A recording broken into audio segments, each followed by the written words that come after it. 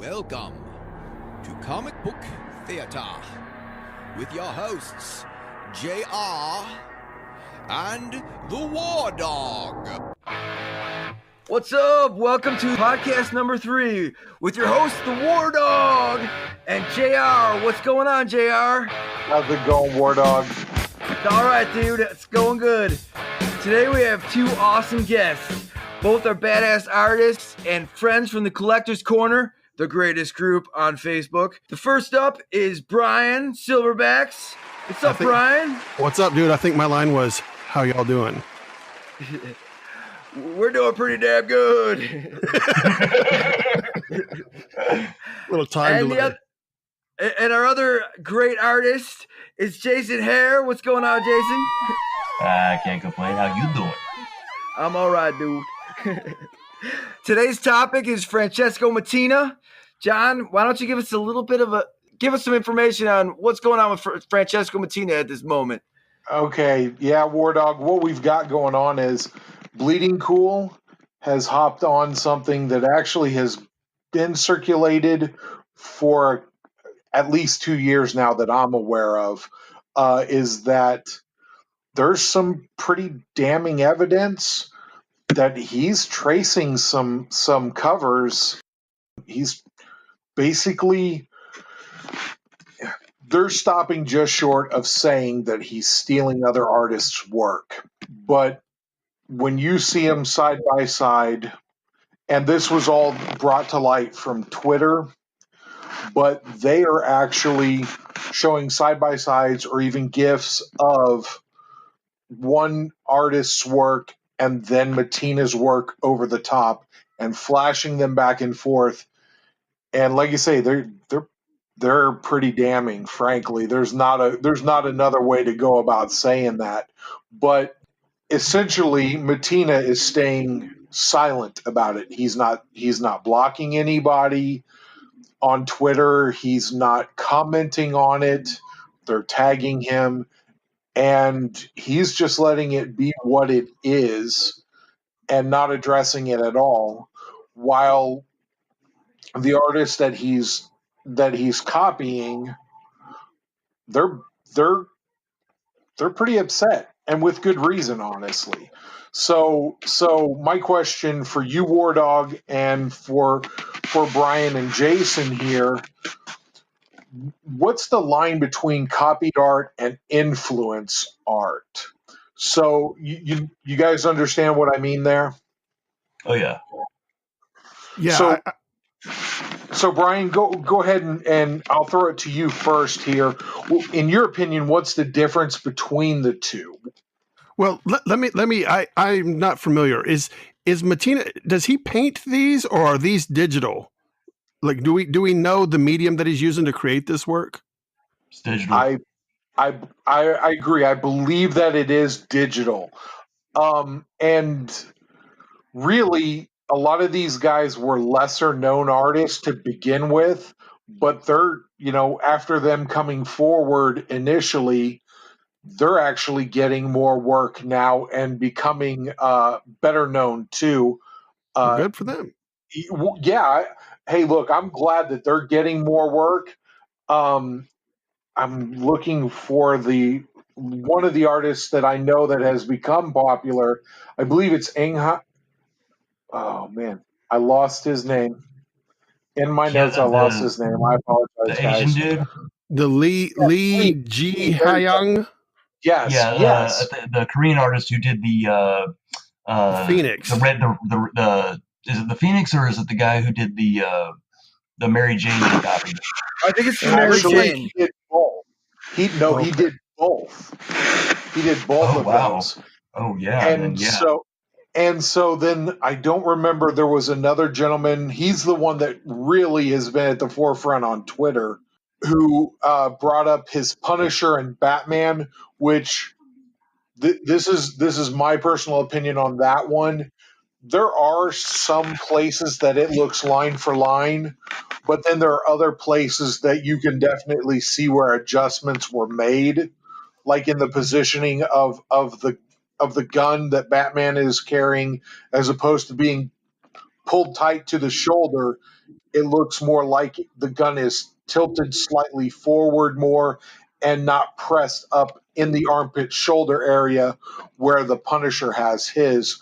But that also may just be one of those adjustments you make to try and hide that what you're actually trying to do.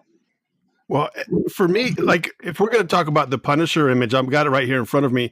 I was in the military for several years, and I've been a policeman for several years. There's only certain ways that you can carry a weapon tactically, and that is how you would tactically carry that rifle. Right. So I don't really have a problem with using that pose. Like that's how a badass would carry the gun. I don't care if it's Batman or the Punisher. Well, right. Go ahead, Jason.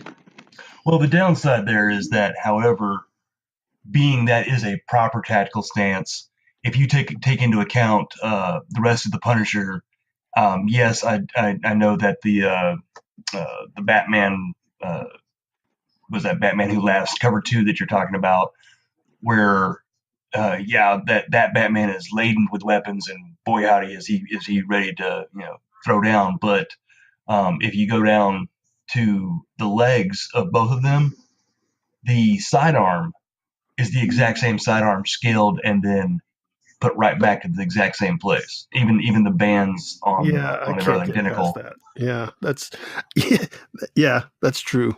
But I mean, oh crap! Some stuff you can't defend. I don't know, but if I just look at the whole thing, I'm okay with it. But if I look at that sidearm, it is a shrunk down version of the same thing. Yeah, I noticed that's where you get at, where you kind of get stuck on a digital artist being able to basically sample an overlay when you are a gifted Photoshop artist. That is also still skill, but at the same time, but is that against the rule? Well, I guess straight copy and paste is pretty bad. Yeah. Yeah. That's basically what he's doing. Like he's got a whole bunch of stuff, because I've seen people sit there in the defense of Mattina show us all of the work he's been doing over and he's phenomenal. Years. And you know what? There's some amazing stuff. But whenever you actually pay closer attention, now that it's becoming under the microscope, you notice that so this is painfully photoshopped. Yeah. Here's the unbearable proof that is been thrown to the light. Yay, maybe he's just the cover artist. But then when you see the things that, because you say that, and that makes sense, because when you do something over and over, it becomes a muscle memory, and it's easy to repeat the process. You do a title or you do a series of covers for one thing, then you get used to doing that. But then, like when he does the occasional Flash cover or Deathstroke or something, and you go, "Wow, that doesn't look anything like your normal art," and you go, So yeah, it's kind of hard to come to his defense at all when things that are painfully obvious original pieces look nothing like what he's famous for. Right. So I think we've actually answered one of my other questions that I was going to pose to you guys. I mean, I think we're probably all in agreement here that there are definitely times that he's copied art. I don't think that that's really even something that even his most staunch supporters are having to give that point. I'm looking through some of the comments over at the Collector's Corner on because this got posted a couple of different times over there, because it is such big news because he has been so popular. But even them, they're not really defending the copying of the art. But what they are doing is they're saying that they're still going. Some people are saying that they are still going to collect his art, and that they're going to continue to be fans. So my question to you guys too is, does him copying other artists' art, does that take away from the pieces that we know are original? Like you were talking about the Flash. I also, I mean, he's done some work on Spawn as well. Does that take away, in your guys' estimation, from that? Or is that something where you can separate those two? Jason, I'll throw that to you first. Honestly, it feels like it's easier to distinguish between them. Um, eh, More power to the collector, because if it's a beautiful piece, then have at it, man. If it puts a smile on your face and you love it, collect it. But me personally, I wasn't on the giant Mattina bandwagon, out the gate like everyone else was, because I was still in my Hughes phase. But for me, it takes away from any accomplishment he could have done on original work, and at the same time, it diminishes the work of the original artists. So I would tend to agree with that from a fan standpoint. Um, Really, essentially, the way that I look at it is it makes it harder for me as a fan to enjoy his original work, and I feel like it puts me in a bad spot as a fan to enjoy it, and it really almost makes me resent him for doing that.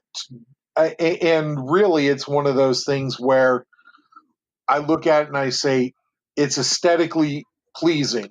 It pleases the eye. And so I have that emotional response.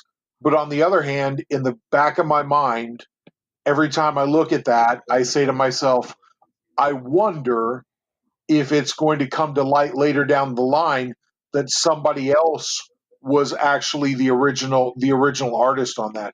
Brian, what did you want to add?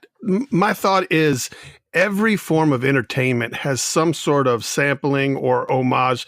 When you watch movies, they're going to do certain scenes that are, almost a one-for-one recreation from another movie, just using the characters from this movie. And it, at the beginning of the movie, they don't say some scenes in this movie may appear from, what other movie. And every time you buy a song, you're not going to, you hear a little drum beat. You're like, oh, that's that song from back in the 80s or whatever. Like, it happens all over the place. So I can't be mad, because when you look at the image, is the image good looking? Hell yeah, it looks good. That is an awesome piece of art. How he got there, if I don't want to know how the sausage is made, I just want to eat the sausage because I like eating sausage. That I just understand that sentiment completely, and we'll gloss over the double entente there. It'll be fine. War Dog, did you have anything to add to this, as far as, because I'm curious how you feel about it as I'm well. a total fanboy of Mattina, and this is a little bit disappointing. I actually said that he was one of my artists of the year, probably 2 podcasts ago. So seeing all of this is almost a little bit heartbreaking. I do think that he is a master of the technology that he's using, and we're going to probably see more of this as time goes on. One question that I have for the artist guys is, with like Photoshop, can you paste like the Punisher and then remove layers so that you have like, you get it down to like a base layer and then add your own artistic layers on top of it and kind of create your own image, but based off of an original like sculpt? Does that make sense? Yes. Yeah. Even in the program that I use for the work that we do, I use Procreate on my iPad, and it allows me to use layers and manipulate my images based off of that. So I can do a layout, like I've shown, you War Dog in the past, or I'll do a rough thing, and then I'll come in and put a layer on top of that, and I'll use that rough layout as my basis for what going forward. I think I've seen Brian in some of his tutorial stuff. He's done the same thing, how you're able to use it in multiple art programs, Photoshop as well. And so, yeah, you can start with a base frame. So at the same time, you can take another image, import it into your program, and then strip it down to just a basic outline. You can remove everything, erase, cut, bring it down to its basic form, and then use that as your framework going forward. Yeah, there's nothing you can't do in the programs with Photoshop, and I use Clip Studio Paint as well. But there are people on Instagram that I follow that their whole thing is how to Photoshop people. They'll take actor X and put him in a Henry Cavill super suit, change the logo into Mr. Incredible, and they make these fantastic looking pieces of fan art that also incorporate fan casting. And that's all done with Photoshop. And that to me is the bridge between what you're seeing with the Mattina stuff and people that create just from out of their head. Like you can do anything in Photoshop, and this is just an example of. But those people, they don't claim to be creating. Like obviously that's The Rock's face. You know what I mean? But it's still fun to look at. That too, but at the same time, going back to where we were talking about the difference between influencing and copying. Now, as artists, we know that if we are straight up using what someone else has done, we are doing an homage. And with any homage, like came across, what was it, the later part of last year, somebody was doing a drawing of something else, and it was an homage, but they didn't put an after whomever the original artist was on their thing, and they got into a load of crap for it. Yeah. And that's the thing. We know that we give credit where credit's due because we respect the artist that came before us. It wasn't always the case, though. I don't care. This is true. But we've grown to that point, and Mattina is coming up in a time where that is the norm and that is the accepted thing. So regardless of whether or not the person he's sampling is nobody, give him credit. Okay, well, let me ask you this. If he samples the gun from The Punisher and the head from an Alex Jones Superman or Alex Ross Superman, and, if he samples 8 different artists and 8 different pieces of the body and kind of glues them together to come up with his own image, does he need to say after each one of those artists? Or is that, you shouldn't do that at all? Like, I'm just curious. Personally, I wouldn't do that. That's Frankenstein and some stuff there. It sounds to me like that would be something that would be so far beyond the pale and that it's so unoriginal at that point. It would almost be more like a collage than actual art. I mean, that's me more as a fan. And I know that, like you guys were talking about before, even to sample all of these and make them look as one cohesive piece of art is a talent, but I'm not sure I, as a fan, would not be able to pick some of that out, and I'm not sure it still would be aesthetically pleasing. Yeah, I agree. If you're, go ahead, my bad. Oh, I'm sorry. No, go ahead. I was coming in at the same time. No, go ahead. I'll rethink my thoughts. Well, what I was thinking was, okay, going back to War Dog's earlier comment about being able to strip it out an image. And how using these digital programs for us to put together our comic images and whatnot. Okay, so say I went in and I found 6 pieces of art that really helped me, and I referenced it for what I wanted to do, but I couldn't just quite get it right. So what do? You do the collage piece. Yeah, okay, I'm cutting this head out here, I'm placing it over here, I'm putting this torso like this because this is the angle I want to look at, or something. And then you put another layer on top of that, and then you do your rough outline from that collage piece. Now going forward from that, you're doing it based off of a completely new piece of art. Okay, because that's what I do. I've done that when I have an idea in my head of a certain look or a certain head tilt or whatever, and I will Google images until I find all the pieces. I'll make my Frankenstein in Photoshop and then use that as now that's my reference piece. I'm not copying, pasting, or I'm not painting over and changing the look. Like I'm just using that as now, all right, this is one person and that's my reference piece. And so sometimes there's not the exact image of what I need to see how the muscles would fall and stuff like that. Yeah, the only thing that has stopped me from having to rely on that was I was very fortunate that my mother-in-law got me those dolls. Yeah, the dolls that you can pose. That they're from SH Figure Arts. They are they're like mannequin male and mannequin female, and they come with 16 hands, every pose you can imagine. Ninja swords and stuff too. Is that the ones? Ninja swords, cell phones, laptops, anything to interact with. Those are pretty badass. They are. I highly recommend them. And now that the knockoffs have hit the market, they're dirt cheap. So you know what? Run out and get you a pair. You know what else I've seen? I've seen people use like just straight up take their action figures and kind of like, and then just use their camera phone to get the right angle, and then just use their just straight up, not very articulatable.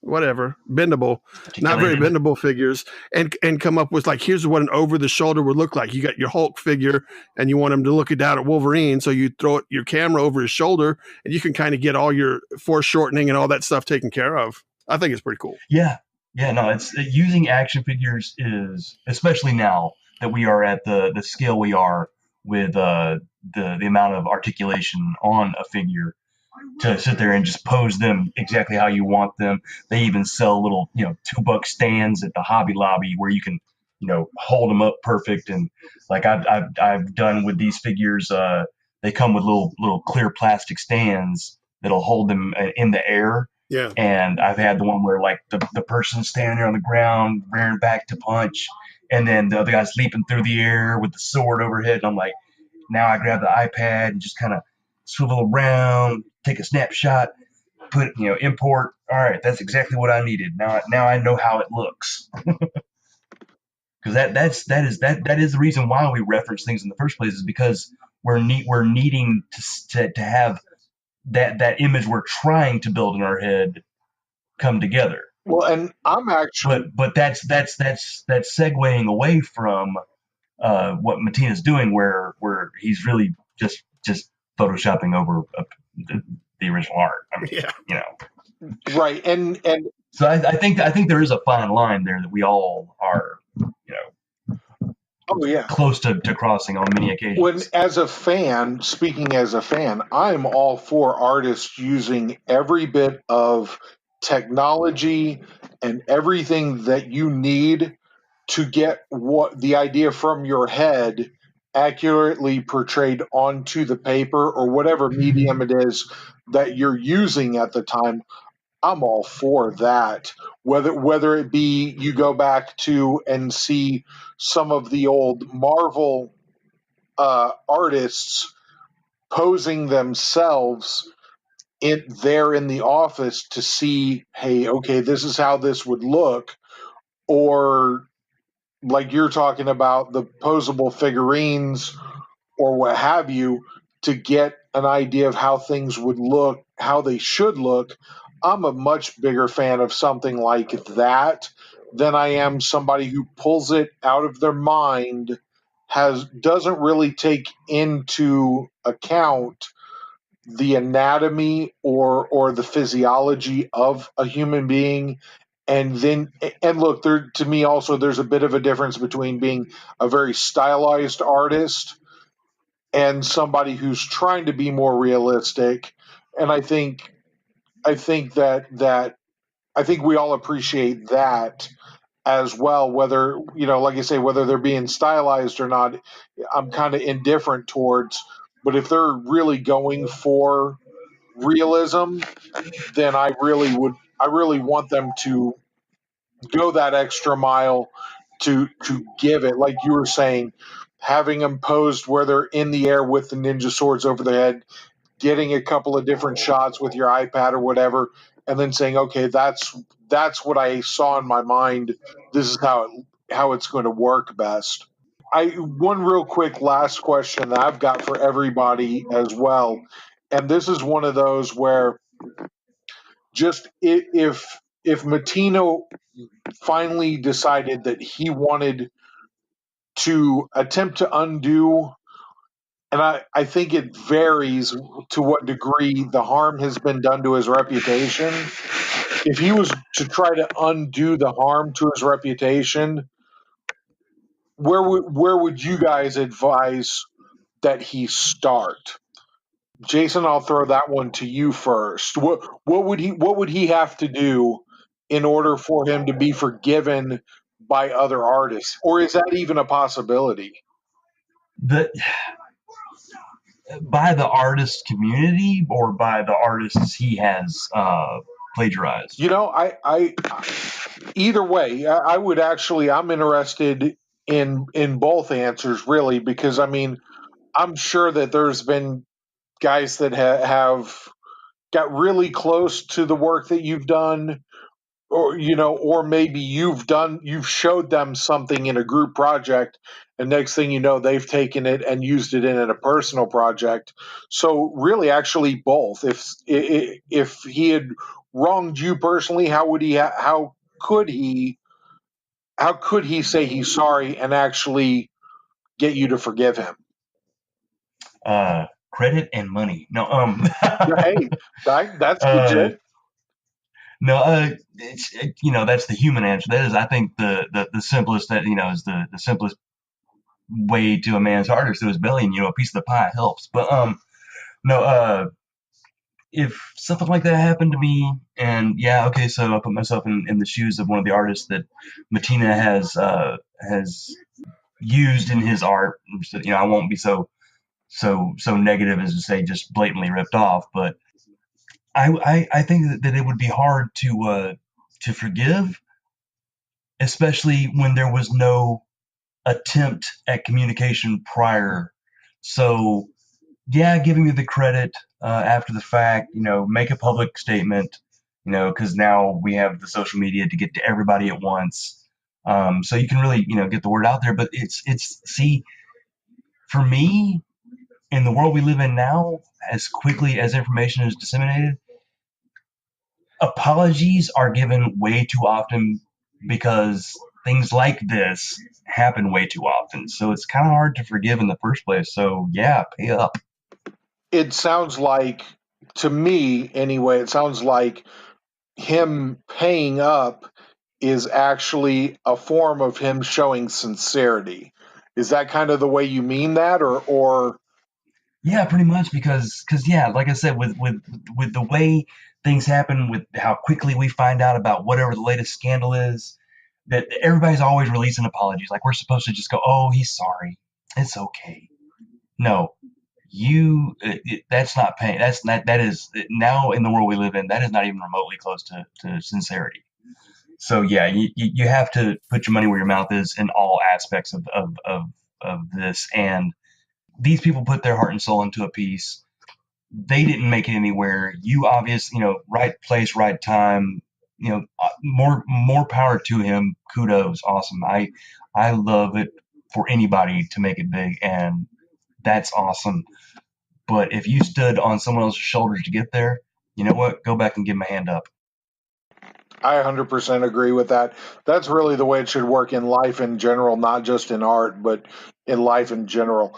Um, Brian, what do you think along those lines? Is there anything that he could do that would get him back in your good graces?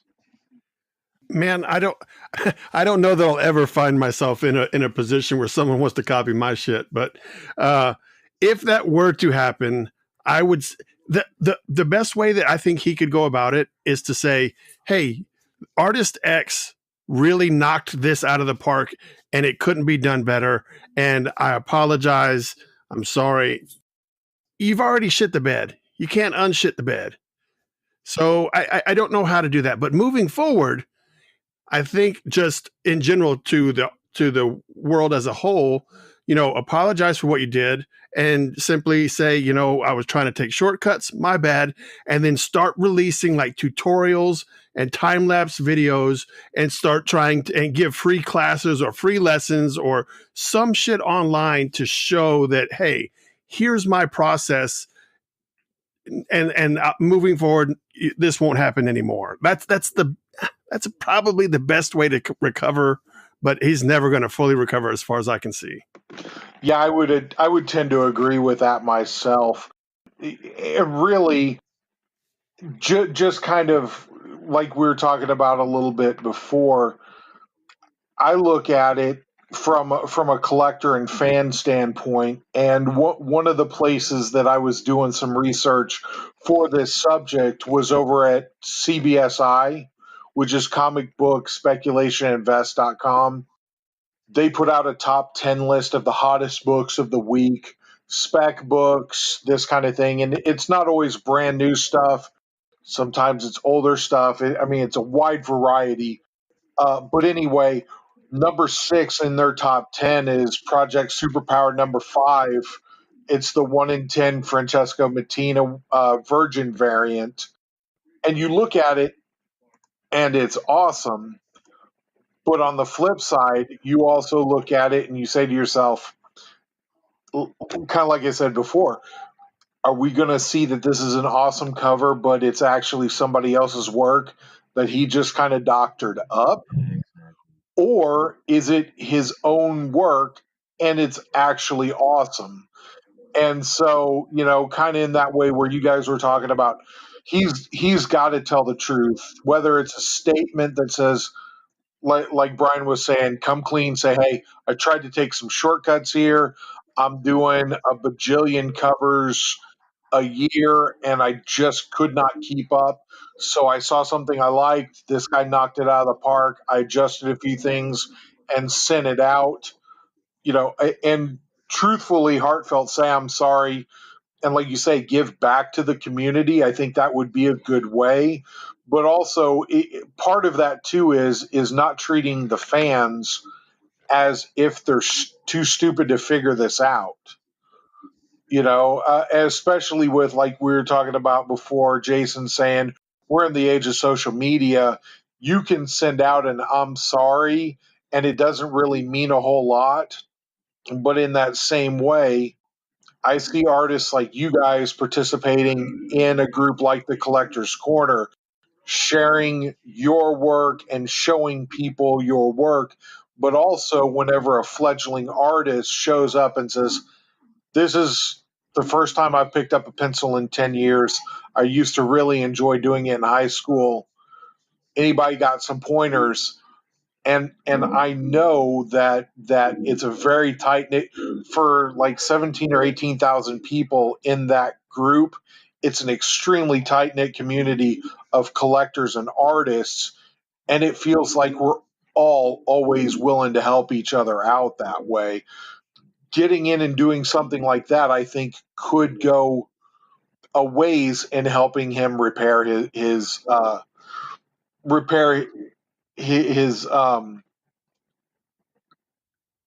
way people look. Yeah, his reputation. Thank you. War Dog, how do you feel about it, man? I am a comic book fan, and Mattina is like killing it with all of his stuff. So I want comic books to continue to be popular. I want this print media to continue to be popular. If Mattina's doing things that are selling comic books, is that not a good thing for all of us comic book collectors? The downside with that is that, like I was saying, with the social media, instant dissemination of information, there's no surprises anymore. I mean, when's the last time you were pleasantly surprised when you went to go see a movie? You didn't already have 10 things spoiled for you before you went in there. Find these things right here is like, as soon as people put these things together, and like JR had said, at the beginning, it's been a couple of years people have been noting these things. It's just that it brews, it gets blown out of proportion. If we did not live in the time that we live in now, it would be forever before we ever actually noticed it. We're only just now realizing that John Byrne reused half of his library of work for both DC and Marvel. So I mean, we would still be going, Mattina's awesome, because it would still be a smaller world, or it would still be a bigger world. We wouldn't know about all these other things. We would still be looking at our issue of Batman going, wow, this was awesome. Right now, we'd probably be having a conversation about how awesome Mattina is if it wasn't for how quickly we find out about stuff. Do you guys think that this is also partially some of the backlash that we have seen with the last couple of years, with guys like Bill Finger getting hosed by Bob Kane and that kind of thing? Do you think that kind of stems off of some of that as well? Or do you think that that's just a completely, totally separate thing that really doesn't have any bearing on this? It's the same thing, because there's no such thing as a secret. There's no such thing as a surprise anymore. So anytime anything's found out, and then it becomes a big deal because there's such a huge platform, being the internet, to deliver the information instantaneously worldwide, it gets a lot bigger than it probably should be. But I think it's just that it's the age we live in. You can't have something. You can't have a secret like this, have it come out, and then expect it not to be a big deal. I agree. Brian, how do you feel about it? I think it all boils down to the checkbook, man. Like I just, the whole Bill Finger thing, like, we're more cognizant of everything that goes into the creation of comic book characters, and everybody wants to say, hey, I helped create that character, where, that wasn't a real big deal back. And now people are trying to get their piece of the pie. And if I see that Mattina's getting paid, $1,000 per cover, and half the art that he's using is created by somebody else, then if I'm one of those somebody else's, I'm feeling kind of slighted. So I'm having trouble understanding if it's them upset that the art was stolen, or that they're not being credited, or that they're not being paid. I don't know where the true. I think it's all three. Yeah. You know what? Like, just be original. Be original and avoid all that. And me as a fan, I really don't mind it being all three. War Dog will attest to this, because we've been in communication for months before we started the podcast here. But I'm a free market guy. Profit is not a bad word. If you guys it's not. if you guys aren't making money, you can do it for the love of it, but then you have to do something else to support your family. And if you could do this and support your family, that's a win-win. You go home happy, you produce better art. I mean, I think all having it be all three is perfect in my mind, of saying, yes, be credited, get the credit for what you deserve. Don't have somebody else steal what to me is basically your intellectual property. It, yes, may be a pre-established character, but if you are the one that created the original artwork, it then is your intellectual property to a certain extent, at least in my opinion, at that point, and then getting paid for it. I mean, to me, it just makes sense. That way. What's really War Dog, sad about all what of do you have this to add? is that comic book collectors really do not care if you copy things, as long as you give credit. Like, look at Spider-Man, Amazing Spider-Man 300. Nobody cares that people redo that cover, as long as you give credit. Of course, you probably don't even have to give credit to that one anymore. But the one thing that, and this is probably like from the artist community, if Mattina copies somebody else's art, comic book collectors might want to go out and buy that other person's artwork, just so that they have Mattina's and that other person's artwork to go side by side. And so you're really like supporting the whole art community by referencing, whoever you're using. And someday Mattina might learn from that himself, that, when he's older and nobody cares about what he's doing, somebody might use one of his images. Like I said, he did an awesome Killer Croc on this Suicide Squad that's coming out. Maybe somebody else uses that exact same picture, and wouldn't he want them to give him credit? Well, yeah, I think he would definitely want them to give him credit. I think that's for sure. Now, actually, real quick, going back to your Amazing Spider-Man 300 analogy, anybody who's doing any kind of independent book, if you want to move units, you do an ASM 300 swipe. You're going to move units because the people who love that book are nutty enough. It doesn't matter. They don't have to know anything about your character at all. They want that swipe in their collection. So I see what you're saying there with that one, but that's just a tip for anybody who's doing the indie book scene and trying to move units. Brian, how do you feel about what War Dog was saying? My only thought is I just wanted to like the internet is such a double-edged sword. Would any how many collectors out there would even have all the books? Like, let's say I bought all the Mattina stuff. I'm really a big fan of Mattina. But would I also have that Punisher cover? Would I also have the other cover with the Dark Phoenix and all the other stuff? With the fact that the internet exists, as soon as someone finds that out, it brings it to your attention. Whereas you're a collector, you don't like Dark Phoenix, you'll never know that was a stolen art or whatever. So, but if you don't have the internet, then you're not moving as many units and you're not getting the popularity. Dude, the internet is tough, man. I agree 100%. The internet, like you just said, is absolutely a double-edged sword. You can have very constructive communities in the internet. You can also have, for lack of a better term, witch hunts that happen through the internet as well. And don't misunderstand me. I'm not saying this is a witch hunt. I think that he's made his bed. He's got a lie in it at this point. So I'm not feeling sorry for him at all in that.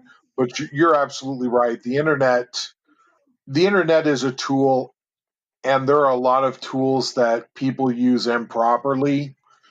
And so in that same way, yeah, I heard that. Anyway, and it's one of those deals where you can, we all consciously make a choice, or whether it's conscious or not, rather, we all make a choice how we use that tool. If we're using it in a group like the Collector's Corner or doing this podcast, and this podcast is generally not just to set and rag on one artist the whole time, but hey, if a guy deserves it, he's gonna get it, and it's a matter of principle at that point. But then I don't know that we're ragging on him. Well, I didn't really mean it as far as what we're doing. We're not insulting him. We're just bringing to light facts. We're just discussing an issue. Right. And anybody who's listening to this that is a Mattina fan, chances are really high we're not going to change their opinions of the man at all, really. But on the flip side, oh, he's got talent, man. That dude's talented. Absolutely.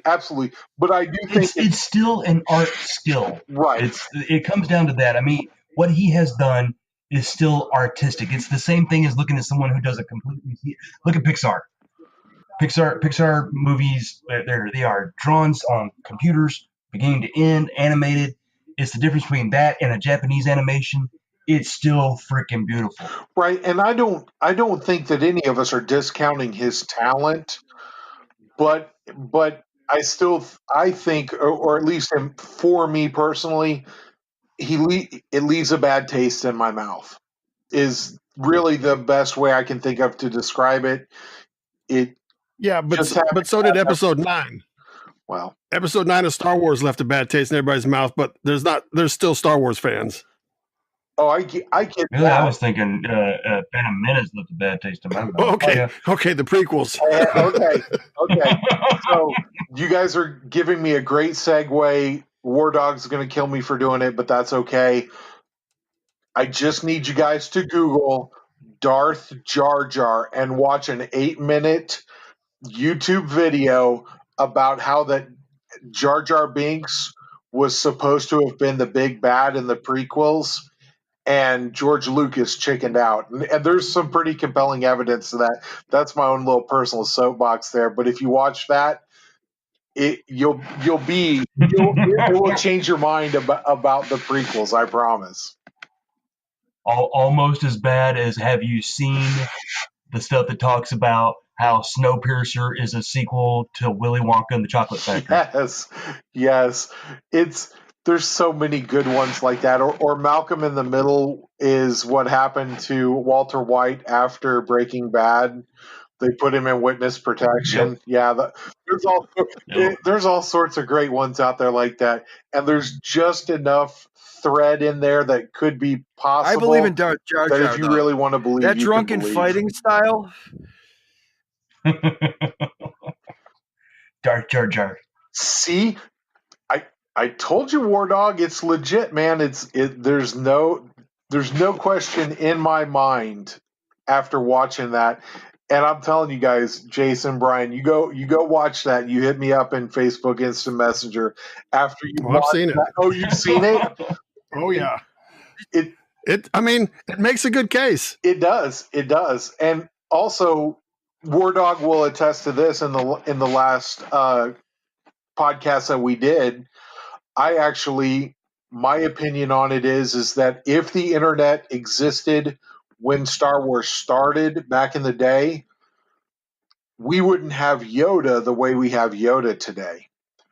Because if you guys remember, you go back in your memory, Yoda started out as kind of a goofball, annoying little guy. You know what I mean? He was not the Jedi Master. At least we didn't know he was a Jedi Master. That was a slow burn there. So the way the internet is these days, you're not allowed to have a slow burn on anything. Like you said, there's no surprises anymore. Nothing. Everybody knew it. No, that shit would have been spoiled, Absolutely. man.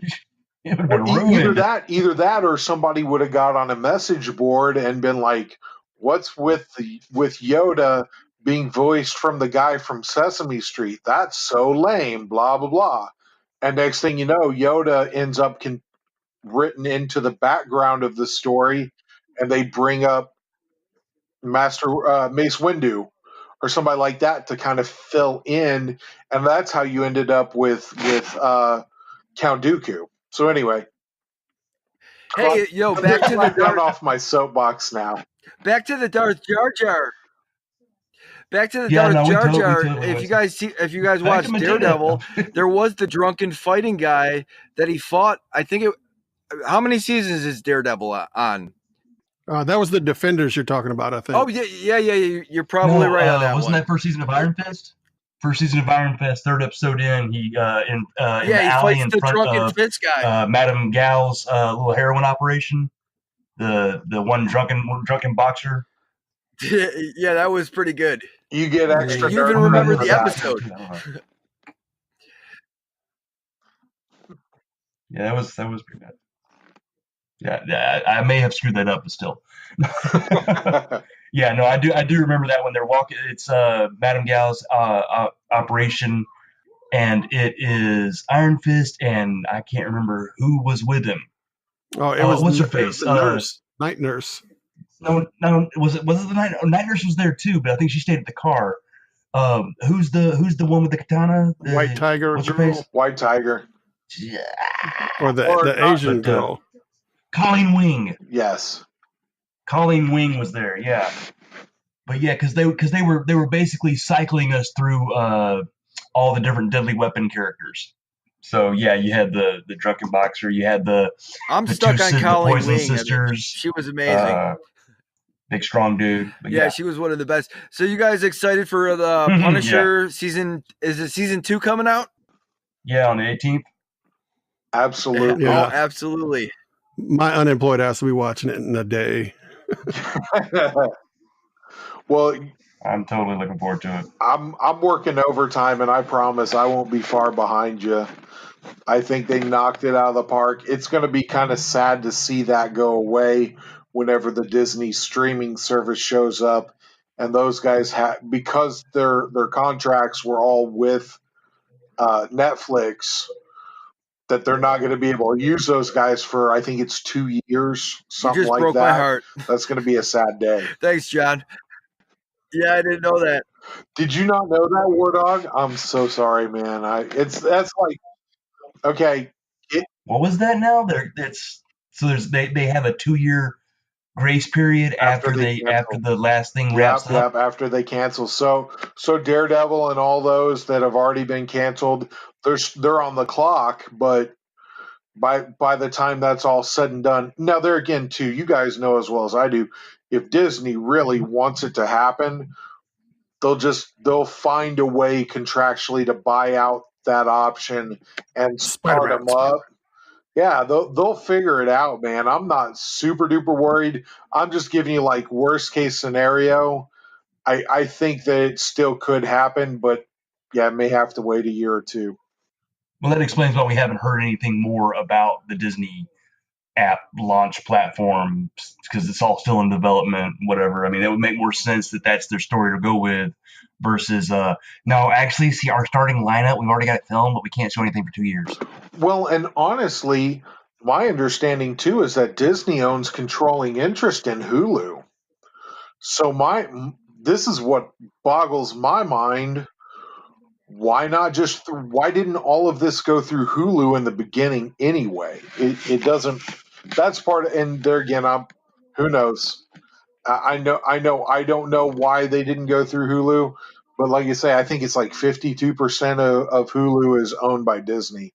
So Well, Netflix is the original, and Hulu is the Mattina. that is a perfect way to bring that full circle. Bring us back in off of that tangent. Well, with Very that, nice. I think we should wrap this up. We're at 52 minutes. I miss freedom. This was an awesome conversation.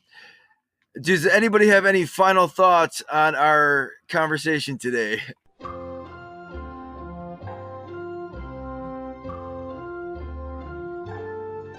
Yes. Always reference your sources. Yeah, and stay creative. Yeah, try to keep it real. But if you gotta borrow something, reference that shit.